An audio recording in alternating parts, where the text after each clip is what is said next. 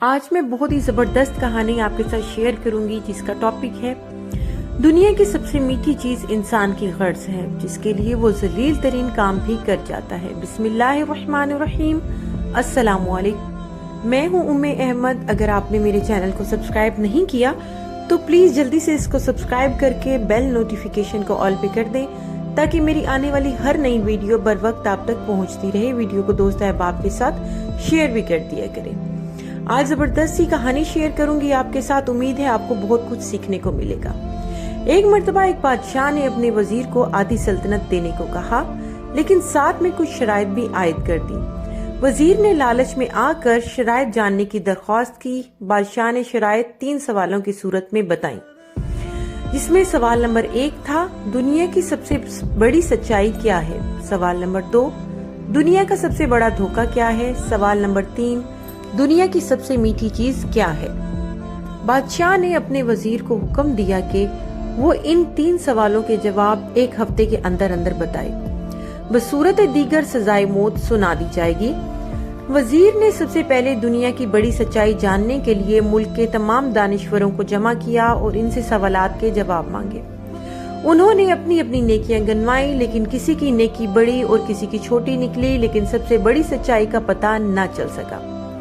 اس کے بعد وزیر نے دنیا کا سب سے بڑا دھوکہ جاننے کے لیے کہا تو تمام دانشور اپنے دیے فریب کا تذکرہ کرتے ہوئے سوچنے لگے کہ کس نے کس کو سب سے بڑا دھوکہ دیا، لیکن وزیر اس سے بھی مطمئن نہ ہوا اور سزائے موت کے خوف سے بھیس بدل کر وہاں سے فرار ہو گیا۔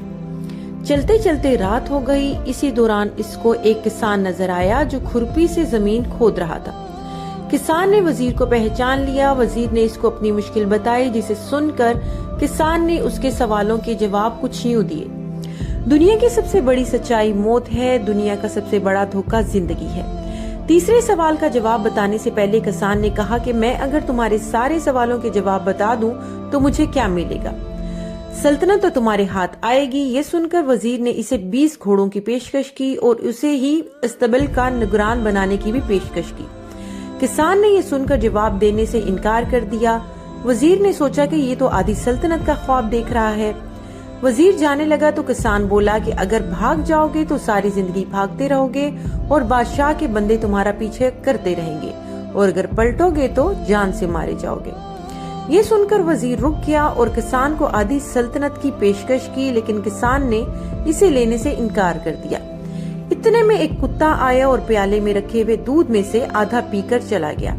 کسان نے وزیر سے کہا کہ مجھے آدھی سلطنت نہیں چاہیے، بس تم اس بچے ہوئے دودھ کو پی لو تو میں تمہارے تیسرے سوال کا جواب بتا دوں گا۔